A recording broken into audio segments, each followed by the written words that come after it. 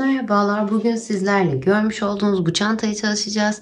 Umarım videomdan memnun kalırsınız. Kanalıma abone olmayı, Instagram'dan beni takip etmeyi ve yaptığınız çantaları bana göndermeyi unutmayın. Hepinize kolaylıklar diliyorum. Çantam için Saturday Hobby'nin haki renkli raf ipini kullanıyorum. Gerçekten örümü oldukça kolay, dokusu çok yumuşak. Kesinlikle tavsiye ediyorum. Bundan 3 adet kullandım. Açıklama kısmına yine linkini ekleyeceğim. Oradan ulaşabilirsiniz. Bu şekilde 2 tane askı kullanıyorum. Çanta askısı ve 5 milim tığ kullanıyorum. Malzemelerim bu şekilde. Hadi yapımına geçelim. Çantam bu şekilde 5 parçadan oluşuyor. Ben 4 tanesini yaptım böyle. 5.'yi hep birlikte yapacağız. Ölçülerini yapmadan önce sizlerle paylaşmak istiyorum. Hemen buradan tepeden alt kısma kadar olan kısım 34 santim. Ve yine yan kısımları da 34 santim. Çantamın parçalarının ölçüsü bu şekilde. 4 taneyi yaptım. 5. için geliyorum. Çantam için öncelikle 51 tane zincir çekiyorum. İpimi üzerine doluyorum.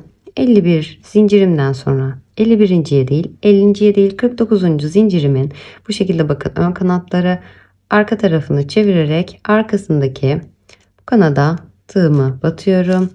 İpimi çekiyorum. İkisini birlikte çekerek bir ikili trabzan yapıyorum. İpimi üzerine doluyorum. Yanındaki zincirimin yine bakın şurası ön tarafı, arka tarafını çevirip arkasındaki kanadıma tığımı batıyorum. İpimi çekiyorum. İkisini birlikte çekerek ikili trabzan oluşturuyorum. İpimi üzerine doluyorum. Yanındakinin yine arka kanadına batıyorum. İkisini birlikte çekerek ikili trabzan oluşturuyorum. İpimi üzerine doluyorum.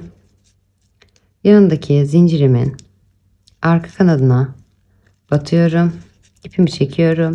İkisini birlikte çekerek ikili trabzan oluşturuyorum.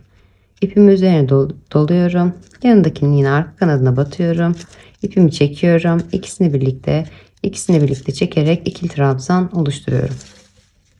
Bu şekilde her bir zincirimin arka kanatlarını çevirerek şu şekilde arka kanatlarına batarak ikili trabzanlar oluşturuyorum. Baştaki bakın şurada zincirli yerim var. 2 tane zincirim boşta kalmış oldu. Bunu da trabzan olarak sayıyorum. Toplamda bütün zincirlerime trabzanlarımı yaptığımda baştaki zincirimle beraber 50 tane trabzan elde etmiş oluyorum. Tüm zincirlerimin arka kanatlarına batarak 50 tane sık iğnemi oluşturmuş oldum. Ya baştaki zincirimle beraber 50 tane sık iğnem oluşmuş oldu. Hemen bu noktada 1 ve 2 tane zincirimi çekiyorum. Örgümü çeviriyorum. İpimi üzerine doluyorum. Dibindeki bakın trabzana batmıyorum. Şuraya batmıyorum. İkinci trabzanımın tepesine tığımı batıyorum. İpimi çekiyorum ve bir ikili trabzan yapıyorum. İpimi üzerine doluyorum. Yanındaki trabzanımın üzerine batıyorum. Bir ikili trabzan yapıyorum. İpimi üzerine doluyorum. Yanındaki trabzanımın tepesine batıyorum. Bir ikili trabzan yapıyorum. İpimi üzerine doluyorum. Yanındaki trabzanımın tepesine bir ikili trabzan yapıyorum. İpimi üzerine doluyorum. Yanındaki ikili trabzanımın tepesine bir ikili trabzan yapıyorum. Yine bu sıramda da her bir trabzanın üzerine birer tane ikili trabzan yaparak sondaki zincirimin olduğu yere kadar geliyorum. Evet, ikinci sıramda da tüm trabzanlarımın üzerine birer tane trabzan yaparak sonda zincirimin kaldığı yere kadar geldim. Başta bir zincir çekmiştik. 2 tane zincir fazlalığımız vardı. Onun üzerine kadar geldim.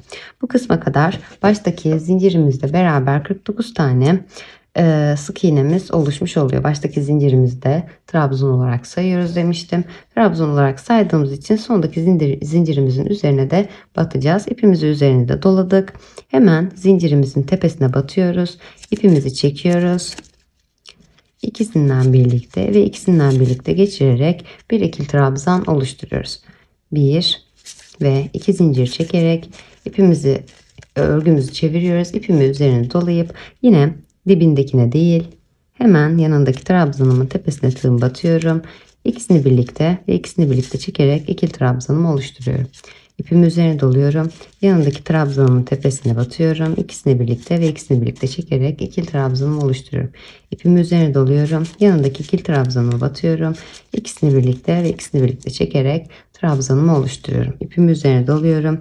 Yanındaki trabzanımı ikisini birlikte ve ikisini birlikte çekerek trabzanımı oluşturuyorum. Bu şekilde yine bu sıramda da baştaki zincirimle beraber 49 tane sık iğnemi trabzanımı oluşturuyorum. Sondaki zincirime de batarak yine burada yaptığımız gibi, bu kısımda yaptığımız gibi sondaki zincirimize de batarak 50 tane trabzanımızı oluşturuyoruz. 2 zincir çekiyoruz. Bir üst sıramıza geçiyoruz. Yine bu şekilde her bir trabzanımızın üzerine birer tane trabzan yaparak örüyoruz. Aynı işlemleri devamlı olarak tekrarlıyoruz. Yeter uzunluğa gelene kadar bu şekilde ilerliyoruz. 50 tane trabzanımı örerek yeteri uzunluğa geldim. Toplamda 2, 4, 6, 8, 10, 12, 14, 16, 18 ve 19 sıra trabzan sırası örmüş oldum. Ölçülerini de hemen paylaşayım.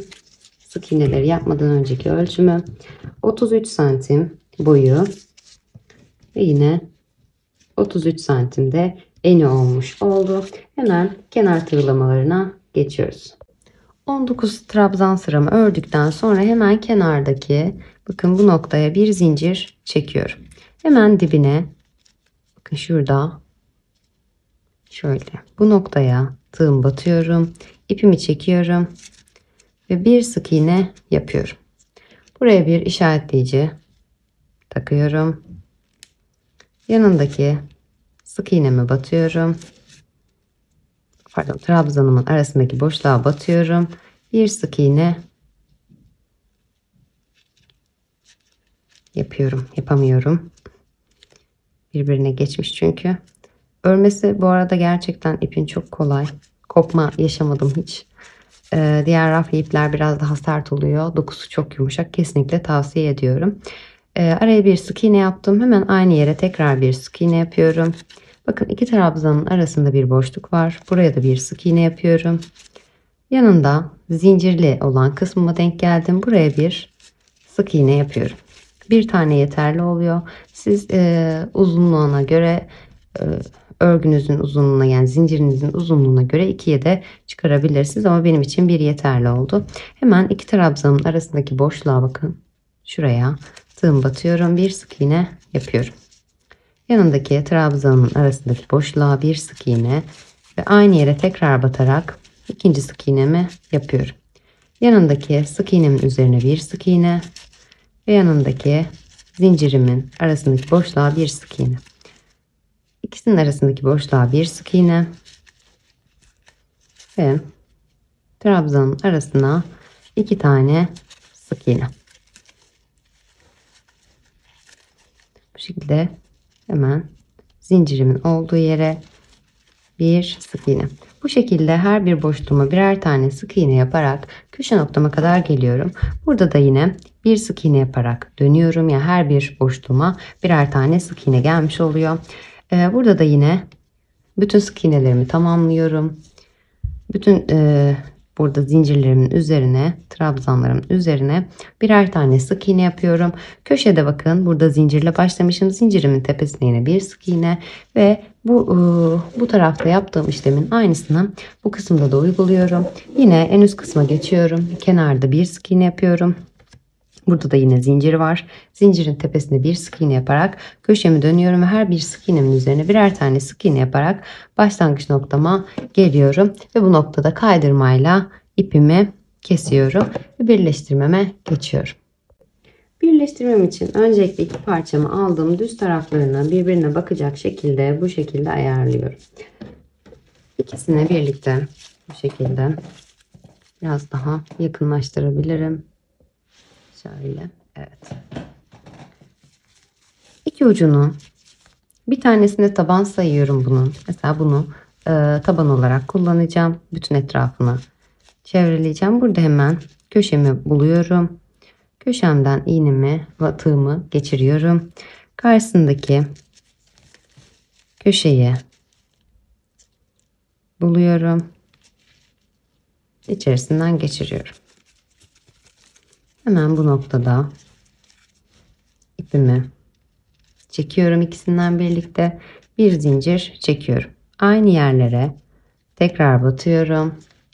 İpimi geçiriyorum. Bir sık iğne yapıyorum. Hemen yanındaki sık iğneme ve karşısındaki sık iğneme batıyorum. Buradaki ipimi de arada yürüteceğim. Karşısındaki sık iğneme de batıyorum. İkisini birlikte geçirerek bir sık iğne yapıyorum. Hemen yanındakine ve karşısındakine batıyorum. İkisinden birlikte geçirerek bir sık iğne yapıyorum.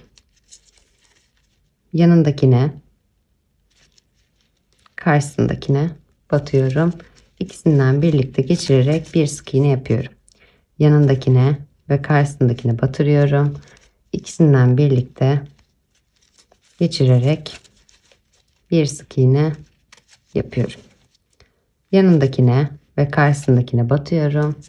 İkisinden birlikte geçirerek bir sık iğne yapıyorum. Yanındakine ve karşısındakine batıyorum.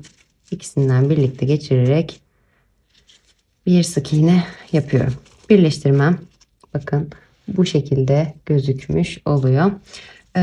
Bütün kenarımı şu kısmı kadar olan kısmını bu şekilde birleştirmemi tamamlayarak ilerliyorum. Evet, iki parçamın birleştirmesini tamamladım bu şekilde sonuna kadar. Şu kısmı taban olarak kabul edeceğimi söylemiştim. Burası taban oldu. Diğer üst kısmımın bir parçasını birleştirmiş oldum. Diğer parçamda bakın dikkat ederseniz bu dikine ve bu da dikine geliyor. Şöyle katladığımızda şu kısım, yani üst kısmı şöyle katlandığında üst kısmı yan geliyor. O yüzden diğer parçalarımı birleştirirken de yan olmasına dikkat ediyorum. Önemli olan nokta bu. Yani şu kısmı da bakın yan şekilde geliyor trabzanlarım. Yan şekilde gelerek birleştireceğim. Diğer parçamı da birleştirmesini hemen göstereyim sizlere.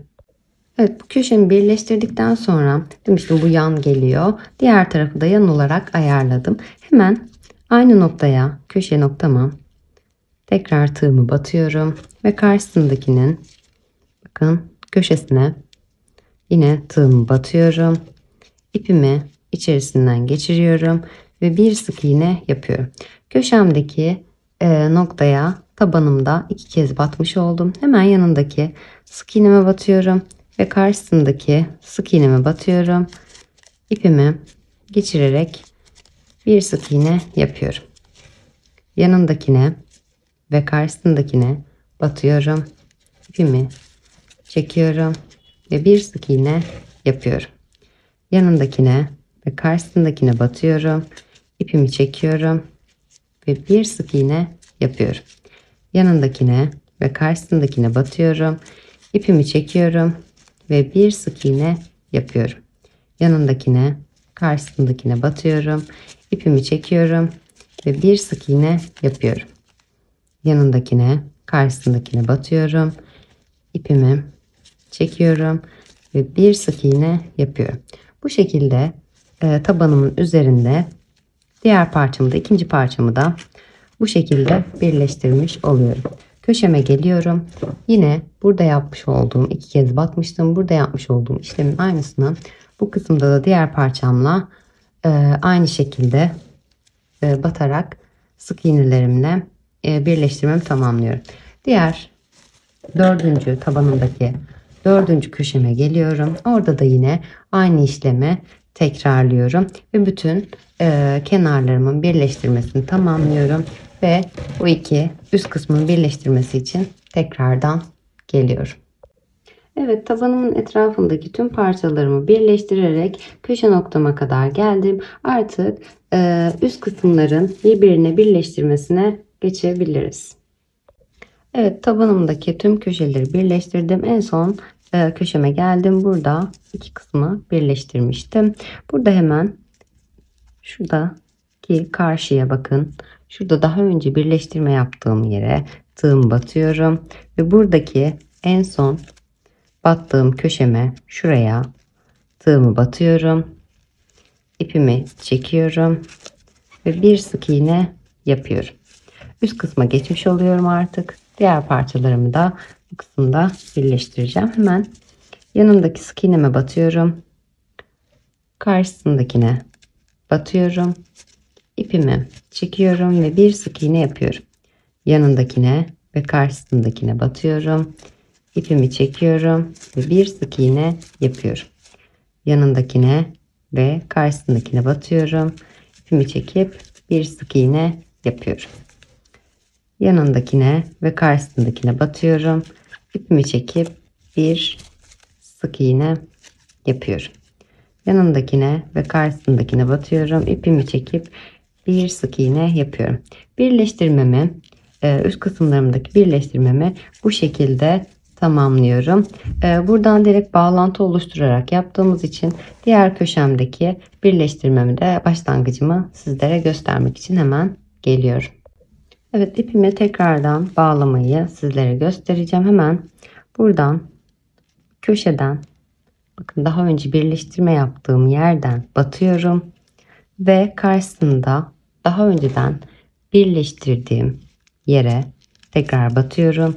İpimi bu noktada çekiyorum ve bir zincir yapıp aynı noktaya tekrar batarak, karşılıklı olarak tekrar batarak ipimi içerisinden geçirip bir sık iğne yapıyorum. Hemen yanındaki sık iğneme geçiyorum ve karşısındakine batıyorum. İpimi çekiyorum ve bir sık iğne yapıyorum. Yanındakine ve karşısındakine batıyorum. İpimi çekiyorum ve bir sık iğne yapıyorum. Bu aradaki ipimi de yürütüyorum. Hemen yanındakine batıyorum. Karşısındakine batıyorum. İpimi çekiyorum ve bir sık iğne yapıyorum. Yanındakine ve karşısındakine batıyorum. İpimi çekiyorum ve bir sık iğne yapıyorum. Bu şekilde bu köşelerimin birleştirmesini de bu şekilde tamamlıyorum. Diğer tarafta da yine ipimi aynı şekilde başlıyorum. Aynı yere tekrardan batarak burada yaptığım işlemin aynısını bu kısımlarda da uygulayarak tüm birleştirmelerimi tamamlıyorum. Evet, çantamın bu şekilde tüm birleştirmelerini tamamladım. Askımın bir tanesini bu şekilde diktim. Diğer kısma da karşılıklı olarak gelecek şekilde yanlarda birer parça ve karşılıklı olarak birer parça gelecek şekilde dikeceğiz. Hemen buradan askımı dikerken 1, 2, 3, 4, 5 tane trabzan sayıyorum. 6. trabzanımın olduğu yere bu şekilde çanta sapımı denk getiriyorum. 2 kat olarak kullanacağım. Dikişimde şöyle biraz yaklaştırayım. Evet. Hemen iğnemin karşısına batıyorum. İpimi çekip sıkıyorum.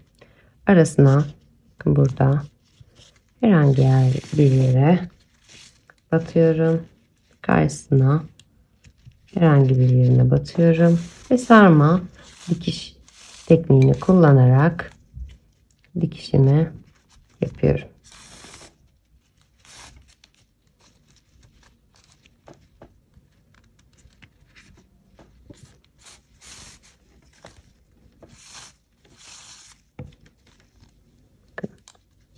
Karşılıklı olarak şöyle